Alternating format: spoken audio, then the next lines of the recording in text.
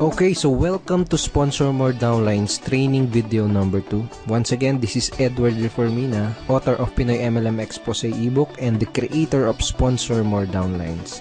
Again, thank you so much for watching our last video, yung ating training video 1. And maraming salamat din sa mga nag-like and sa mga nag-comments, maraming salamat din.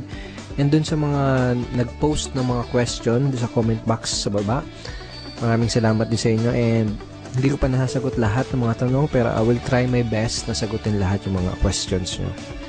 Once again, in this 3-part video training series, ituturo ko sa iyo yung mga secret sponsoring strategies na nadiskubre at natutunan ko na tumutulong sa akin para makapag-sponsor ng up to 23 direct downlines every single month. Ang pinaka-goal ko sa training series na to is ma-share sa iyo at maituro sa iyo yung ilan sa mga sponsoring strategies na yun, and hopefully is magamit mo din siya sa business na ginagawa mo ngayon para makuha mo yung mga resulta na gusto mong makuha. Okay? Dun sa first video, pinag-usapan natin yung mga common problems na nararanasan ng mga Pinoy networkers. And sa video 1, tinuro ko din sa iyo kung paano ka makakapag-save ng valuable time mo, ng effort at ng pera by learning how to sort out or learning how to pre-qualify your prospects. And dun sa video number 1, binigyan din kita ng ilang mga lines na magamit mo para malaman mo kung qualified ba yung prospects na kinakausap mo. Okay? Dito naman sa video number 2, ang mga pag-uusapan natin ay yung mga common MLM myths, number 1 challenge yung mga Pinoy networkers, and tuturo ko din sa iyo kung paano mo sasagutin yung top 3 most common MLM objections. Okay?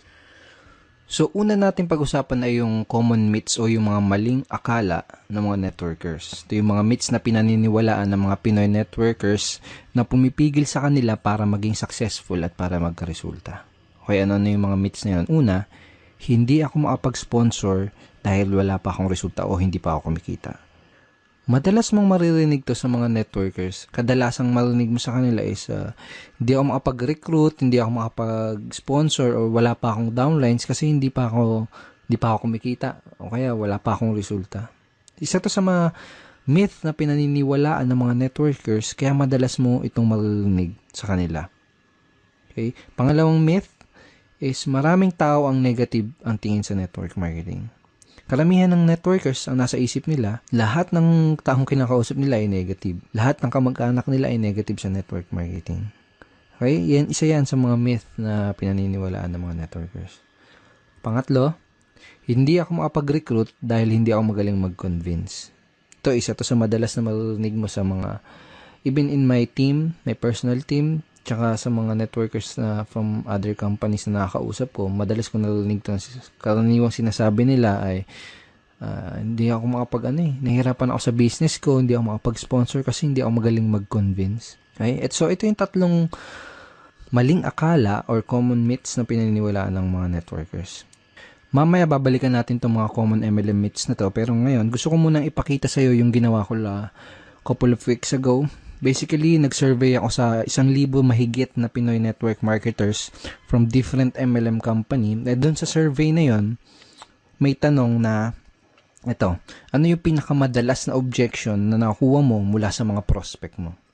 Okay, ito yung mga nagisagot nila. Ang pinakamataas na sinabi ng mga Pinoy networkers na kadalasan natatanggap nila mga objections ay ito, wala akong pera. Okay, 21%. And pumangalawa is yung pyramiding ba yan, which is 18%. And pumangatlo, na pinakamadalas na nakukuha nilang objections is ito, magkano na bang kinita mo dyan? O magkano na bang kinikita mo dyan? Parang ganun.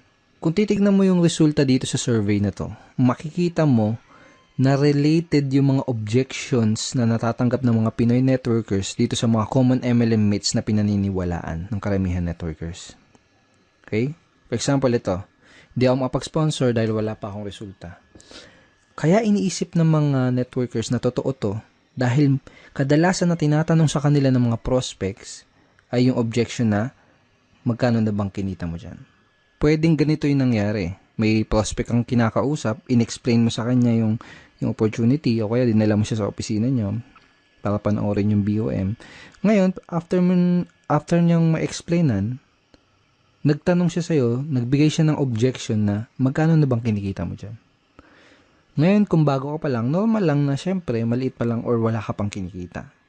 At posible din na hindi mo pa alam kung paano sagutin ng tama ang ganitong klase ng objection. Ngayon, kung hindi siya sumali, ang magiging thinking mo ngayon, ang papasok ngayon sa isip mo, ay hindi siya sumali kasi hindi pa ako kumikita. Ay hindi siya sumali kasi maliit pa lang yung kinikita ko. Ay hindi siya sumali kasi wala pa akong resulta. Okay na gets mo? Yung pangalawa, tingnan natin. Maraming tao ang negative ang tingin sa network marketing. Posible din na may prospect kang kinakausap na explainan mo na siya. And then, nagbigay siya ng objection na pyramiding ba yan? Ngayon, kung hindi mo alam sagutin ng tama tong objection na yan, hindi mo siya mapapasali. Ngayon, ang thinking mo ngayon, ang iniisip mo ngayon, naku, ang daming negative sa network marketing. Lahat ng kinakausap mo negative sa network marketing. Pero ang totoo, hindi mo lang alam sagutin yung objection na yun ng tama. Pangatlo, itong wala akong pera. See, dito sa Common MLM Meets, hindi ako mapag-recruit dahil hindi ako magaling mag-convince. Possible na may prospect ang kausap, sinabi niya na wala akong pera. Maganda yung opportunity, pero wala akong pera. Ngayon, dahil wala siyang pera, hindi mo siya napasali.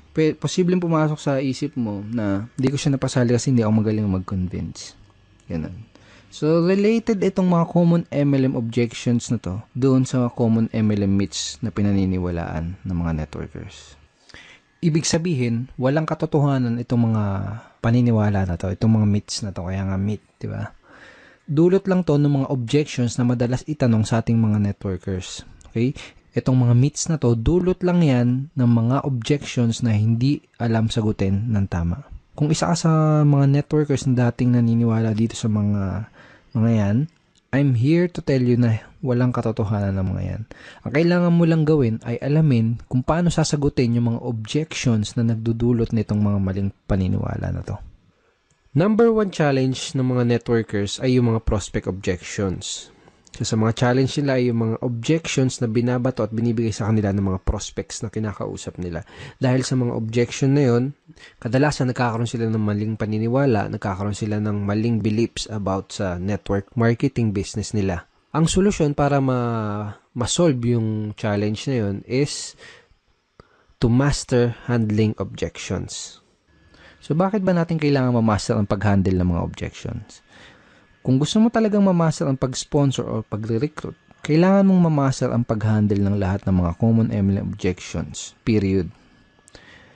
Napakadaming networkers kasi ang nag-fail dahil hindi nila alam kung paano mag-handle ng mga common objections. At ang masama pa, madaming mga networkers ang walang idea kung paano i-handle ang mga objections ng kanilang prospects. Ganito kasi yan, kahit gaano pa kaganda ang pag-present mo ng business mo, okay, kahit gaano pa kaganda yung pag-present mo ng product mo, lahat ng prospect, kahit interesado na yan, sigurado ay may katanungan at objections pa din yan bago siya magkaroon ng final na decision. Normal lang kasi talaga yon. Pero itong masakit. Kapag hindi mo nasagot ng tama ang mga questions at objections ng mga prospects mo, hindi mo pa din sila mapapasali. Tanongin kita, nangyari na ba sa iyo yung may prospect kang kausap, tapos sigurado ka na sasali siya, okay? Pero hindi naman nag-join pagkatapos mo ma-explainan? Usually, nangyayari yung ganun dahil sa mga objection na hindi nasasagot ng tama. Ito yung mga dahilan kung bakit kailangan mong mamaster ang pagsagot sa lahat ng mga common MLM objections. So, ang goal ko sa video na to is tulungan ka at ituro sa'yo kung paano masasagutin itong top 3 common MLM objections. Itong pinag-usapan natin kanina, itong result dun sa sa survey na ginawa ko sa mahigit 1,000 networkers na pinakamadalas na natatanggap nilang objections. Itong wala akong pera, pyramiding ba yan, at magkano bang kinita? Magkano na bang kinikita mo? Or magkano na bang kinita mo? I created a training ebook for my team, and ang title ng ebook na yan is Objection Crusher. Objection Crusher. Paano mo dudurugin yung mga objection na matatanggap mo? Parang ganun yung konsepto. So basically, ipapakita ko sa iyo yung mga tinuro ko dito sa loob ng ebook na to, kung paano sasagutin itong top 3 common MLM objections na to. Okay, ngayon nandito tayo ngayon sa loob ng mismong Objection Crusher training ebook. So ito yung mismong loob ng ebook. And ito yung listahan ng mga common MLM objections na itinuro ko kung paano sagutin ng tama dito sa ebook na to. Kasama sa list itong Kasama sa list ng mga common MLM objections ay ito, magkano bang kinikita mo dyan? Pag-isipan ko muna, yayaman ba ako dyan? Pyramiding ba yan? Networking ba yan? Networking ba to? Mahal ng investment, wala akong pera, wala akong time, alam ko na yan, hindi ko linya yan, etc. So, ang unang ituturo ko sa'yo kung paano sagutin ng tama ay yung magkano na bang kinikita mo dyan. Alright? So, bago ko ituro sa'yo kung paano sagutin ito, kailangan mo maintindihan na karamihan ng mga prospect na nagbibigay na ganitong klaseng objections ay hindi naman talaga nila gustong malaman kung magkano yung eksaktong kinikita mo. Okay? Dahil ang tunay na dahilan ng objection na yun, ang talagang gusto nilang malaman, ang deeper reason ng objection na yun ay gusto nilang malaman kung totoo ba yung opportunity na ina-offer mo. Gusto nilang malaman kung may mga kumikita ba talaga dyan sa company mo. O baka naman nag-aksaya ka lang ng pera dyan at hindi mo nabawi yung in-invest mo dahil natatakot sila na mangyari sa kanila yung ganun. Natatakot sila na baka pag nag-invest sila ay hindi bumalik yung in-invest nila. So, yun yung ilan sa mga tunay na gustong malaman ng prospect mo. Gusto nilang malaman kung totoo ba yung opportunity mo. Sa madaling salita, gusto nilang ng pruweba. Okay? Sa madaling salita, gusto nila ng social proof or proof na may kumikita doon sa opportunity mo. So, yun yung talagang gusto nilang malaman. And another thing is maraming paraan para sagutin tong objection na to. Pero itong paraan na ituturo ko sa'yo dito sa ebook na to is yung pinaka-effective based on my personal experience and in my opinion. Ito yung pinaka-effective, hindi lang effective, pinaka-cool at pinaka-relax na paraan para sagutin itong objection na to. Okay, so paano ba sasagutin itong objection na to? So for example, may kausap ka na prospect. Tinanong ka niya, magkano na bang kinita mo dyan? Ang isasagot mo, magkano ba yung gusto mong madinig para maging interesado ka? Okay? O kaya, magkano ba yung gusto mong madinig para maging interesado kang tignan yung opportunity na to? O kaya naman, magkano ba yung gusto mong madinig para ma-impress ka? Okay, sa una, kailangan ng konting lakas ng loob kung gagamitin mo tong lines na to. Kumbaga, kailangan ng konting posture. Okay? Sa una, baka medyo mailang ka pa. Kaya sa una lang yon kapag paulit-ulit mo na siyang ginamit, medyo masasanay ka na din. Kapag sinabi mo sa prospect, wag mo din kalilimutan na mag-smile ng konti para hindi ka magmukhang maangas or hindi ka ma-misinterpret nung kinakausap mo na nagyayabang. Alright? Okay, so ang mangyayari kapag tinanong mo to sa prospect mo, magbibigay siya sa'yo ng figure or ng amount. And hindi mahalaga kung hindi mo pa kinikita yung halaga na sasagot ng prospect mo. Kailangan lang ay may mga alam kang success stories from your company dahil gagamitin mo yung mga istorya or mga stories or kwento ng mga successful person in your company doon sa sagot mo. Okay? Kung wala kang alam ng mga storya ng mga successful upline sa company nyo, ang gawin mo, manood ka at makinig ng mga business presentation nila dahil most of the time, kinukwento nila yung storya nila kung paano sila nagsimula, kung paano sila naging successful. Okay? So, make sure na manood ka ng mga business presentation or business talk ng mga successful upline sa company nyo. So, parang ganito yung magiging flow ng pag-uusap nyo ng prospect mo pag sinagot mo na yung objection na yun. Okay? So, prospect, magkano ba ang kinikita mo dyan? Ikaw, magkano bang gusto mong madinig para maging interesado kang tignan maigi itong business na to? So, for example, sinagot niya 30,000 o kaya kung ano man, kung 50,000, 100,000, 1 million, kung ano man yung sagot niya, kung kumikita ka na ng ganun, sabihin mo lang, great, yan ang kinikita ko dito. Gusto mo bang ituro ko sa'yo kung anong ginawa ko? Yun lang. Kung hindi mo pa kinikita yung sinabing figures ng prospect mo, ang sasabihin mo lang is ito. Well, basically, kakasimula ko pa lang sa business na to, kaya hindi ko pa nare-reach yung ganyan level ng income o hindi ko pa naabot yung ganyang income. Pero let me tell you about blank kung sino yung tao na gusto mong ikwento sa kanya na kumikita na ng ganyan dito sa company na to. Gusto mo bang malaman kung ano yung ginawa niya para kitain yung ganong income? Okay? Pagkatapos, kwento mo yung maikling storya ng taong binanggit mo. Okay? So, hindi kailangan na mahaba kahit maiksing storya lang. Then, kapag nakawento mo na sa kanya yung storya ng successful member na yon sa inyong company, Ang next na sasabihin mo ay ito. Kung willing ka ding aralin yung ginawa niya, posible, okay? Posible din nakitain mo yung income na kinita niya. Willing ka bang matutunan at gawin yung ginawa niya? Pag sinabi ng prospect mo, oo. Okay, good. Ito yung unang gagawin mo para makapagsimula. Okay? So, hindi mo lang nasagot yung objection, possible pa na maklose mo siya doon sa business mo. These lines are very, very powerful. So, use this kapag may na-encounter ka na ganitong objection. Magkano na bang kinikita mo dyan? Okay? And again, sinabi mo dun sa prospect mo na possible. Posible din nakitain niya. Ibig sabihin, hindi mo ginagaranti. Okay? Sinabi mo, posible.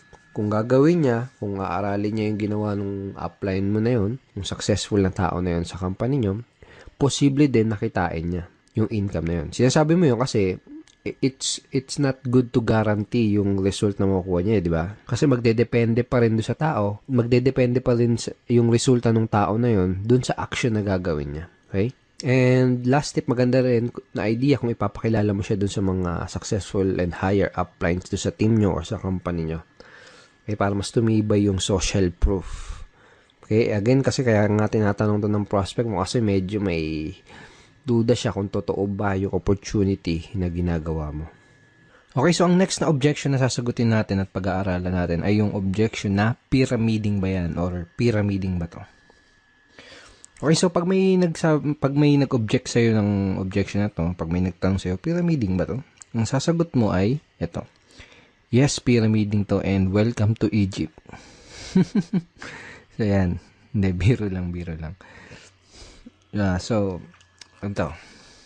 So madami din paraan para sagutin tong objection na to, pero itong ituturo ko sa iyo yung isa sa pinakamadali lalo na kung nagsisimula ka pa lang, and pinaka-enjoyable na paraan kung paano sagutin tong objection na to. So for example, sabi sa'yo ng prospect mo is pyramiding ba to, tinanong niya, sasagutin mo din siya ng tanong. Okay? Isa sa mga natutunan ko is one of the best way to answer objections is to answer it with questions. Kumbaga, tanungin mo yung tanong nila. Okay? So, for example, in this objection, tinanong niya, pyramiding ba to? Tatanungin mo, anong ibig mo sabihin? Yung mga illegal? Okay? So, medyo ganun yung tono dapat. Parang patanong. Anong ibig sabihin mo? Yung mga illegal? Pag sinabi ng prospect na, ano yun? Yung tipong nangangako na mag-i-invest ka lang tapos dodoble yung pera mo kahit wala kang gawin? Sabihin ng prospect mo, then, sabihin mo, yung mag-i-invest ka lang ng pera tapos wala kang makukuha ng produkto, basta sabi nila, kikita lang yung pera mo. Sabihin ng prospect mo, Then, itatanong mo sa kanya, ganun ba yung hinahanap mo? Ganun ba ang hinahanap mo? Natural, isasagot ng prospect is hindi. Okay? Pag sinabi niya hindi, ito yung sasabihin mo, okay, that's good, dahil kabaligtaran ito nun. So, in that way, ipinaalam mo sa kanya, kumbaga dito sa paraan na to ng pagsagot dito sa objection na to is parang dinefine mo kung ano yung pyramiding. At sinabi mo sa kanya na yung business mo, yung opportunity mo, is kabaligtaran nung definition na yun ng pyramiding. Of course, I'm assuming and dapat napakita mo na din sa kanya yung mga legal documents na magpapatunay na legal nga yung company nyo. Pero kaya ako tinuro sa iyo yung ganitong paraan is mostly kasi ng mga prospect mo na magbibigay ng gantong klase ng objections ay yung mga tao na hindi educated or walang idea sa difference o pagkakaiba ng pyramiding kumpara sa legitimate network marketing opportunity. So, mas magkakaroon ng sense sa kanila yung ganitong simpleng conversation lang. Okay, so use this simple objection handling script next time na may prospect na magtatanong sa'yo ng pyramiding ba to or pyramiding ba yan. Now, ang susunod na objection ay yung wala akong pera. Ang unang kailangan mong maintindihan ay may dalawang klase ng prospect na nagsasabi ng ganitong klaseng objection. Yung isa ay yung wala talagang pera at yung isa naman ay yung mga nagpapalusot lang. Okay? So, let me share you. Dati, nung nagsisimula pa lang ako sa network marketing, is madalas ko natatanggap tong objection na to. Pero ngayon, never ko na siya natatanggap. Dahil remembers dun sa training video number 1 natin, chinare ko sa'yo, At sinabi ko sa iyo na kina-qualify o sinusort out ko maigi yung prospect ko bago ko ipakita sa kanya yung business presentation ko. Kumbaga, kung wala silang sapat na reason why, hindi ako mag-aaksaya ng panahon para ipakita pa sa kanila yung business dahil alam ko na mag-aaksaya lang ako ng oras at alam ko na magpapalusot lang sila. So, kung may nagbigay sa iyo ng ganitong klase ng objection, ang unang kailangan mong malaman is kailangan malaman mo kung nagsasabi ba sila ng totoo or kung nagpapalusot lang ba sila. So, paano mo malalaman yun? Tatanungin mo sila. Okay, tatanungin mo sila kung totoo ba na wala silang pera. So, paano mo gagawin yun? Ganito, simple lang. Pag sinabi ng prospect na wala silang pera, tatanungin mo sila, pwede bang magtanong? Tanong mo, okay lang ba sa'yo kung magtapatan tayo sa isa't isa? Ibig mo bang sabihin ay interesado ka sa business na to pero wala ka lang pera? O sinasabi mo lang na wala kang pera dahil mabait ka lang na tao at ayaw mo kung ma-offend kaya hindi mo kagad masabi na hindi ka interesado? Okay? So make sure to smile again. Kapag sinabi nila na hindi talaga sila interesado, just let them go. That person is not right for your business. Pwede mong sabihin na I understand, hindi naman kasi talaga para sa lahat ng business na to.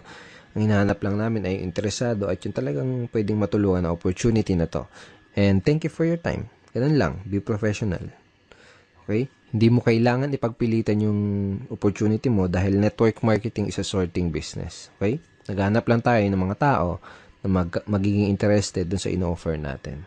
Alright? So, for example, kung sinabi naman ng prospect na interesado talaga siya pero wala lang talaga siyang pera, ganito yung pwede mo sabihin sa kanya. Okay, so ganito. Unang gagawin mo is makikisimpatya ka or makikisimpatize ka dun sa situation ng prospect mo. Parang ganito. Naintindihan ko yung sitwasyon mo. Nung una ko nakita tong business na to, ganyan din yung sitwasyon ko at ganyan din yung sinabi ko. Wala akong pera. Pero na-realize ko, kung wala akong gagawin na paraan at kung wala akong gagawing bago, wala di mangyayaring bago. Kung 5 years ago, sinasabi ko yung salitang wala akong pera, malamang 5 years from now ay paulit-ulit ko pa din sasabihin yung salitang wala akong pera. Kaya ang ginawa ko, gumawa ako ng paraan. Tapos, ikwento mo sa prospect mo kung ano yung ginawa mo paraan para makapag-start ng business. Well, obviously, sasabihin mo sa prospect mo to kung medyo ganito yung nangyari sa'yo bago ka magsimula ng network marketing business mo. Pero for example, kung hindi ganito yung situation mo na nag-start ka ng network marketing, pwede mong gamitin or pwede mong i-leverage yung mga istorya ng mga ibang members sa team nyo or ibang members sa company nyo. For example, ganito, naiintindihan ko ang sitwasyon mo, maraming tao ang ganyan din ang sitwasyon nung una nilang nakita tong business na to.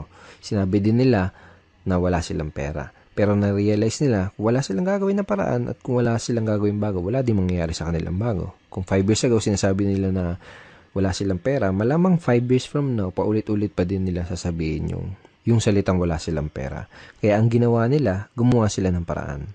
Pagkatapos, ikwento mo yung story ng other members from your team or members from your company. Okay? Pagkatapos mo nang ikwento yung ginawa mong paraan or yung ginawang paraan nung ibang member sa team nyo, ito yung next na sasabihin mo sa kanya. Ito yung gusto kong itanong sa'yo. Gusto mo ba na habang buhay mo nalang sasabihin yung salita na yan? Wala akong pera. Okay, di isasagot sa'yo ng prospect mo? Syempre hindi. Diba? Then, tatanong mo sa kanya, ano yung pwede mong gawin na paraan? Okay? So, siya na mismo magsasabi sa'yo ng paraan na pwede niya gawin para makapag-start ng business. So, simple lang, di ba? Kayang-kayang i-apply. Okay? So, use this scripts, use this way of handling objection next time na may magsasabi sa'yo ng objection na wala silang pera. Of course, kailangan mo practicein yan. Sa unang bagsak mo, sa unang best mong gagamitin yan, medyo magkakamali-mali ka pa. Okay? It takes practice. Natural lang yun. Sa unang magkakamali ka. But use it ng paulit-ulit para masanay ka and na ma-internalize mo yung pinaka-approach or yung strategy. So, thank you so much for watching our training video number 2. I hope madami kang natutunan at I hope ma-apply mo kagad itong mga bago mong nalalaman sa business mo. Okay? At may isa pa akong good news sa'yo. May ginawa akong free PDF script na pwede mong i-download. Okay? Yung download button is nasa baba ng video na to. So, download mo yan. Basically, nakalagay din sa PDF script na yan yung mga objection handling script na pinag-aralan natin dito sa video training number 2. So, download mo yan para ma-review mo palagi yung mga tinuro ko sa yung bago. Sa next training video natin, sa training video number 3, ang mga pag-uusapan natin na ito. Pag-usapan natin yung most important skill na kailangan mong matutunan as a network marketer or MLMer and a direct seller. At yun ay ang closing skill. Okay? And ituturo ko din sa iyo, bibigay ko sa iyo yung super effective closing line na ginagamit ko to sponsor up to 4 downlines in 1 day. Okay? So, matagal ko na ginagamit tong closing line na to and it's very, very effective and very, very powerful. So, don't forget to check your email for our training video number 3. Papadala ko tong training video number 3 sa email mo sa isang araw. Okay?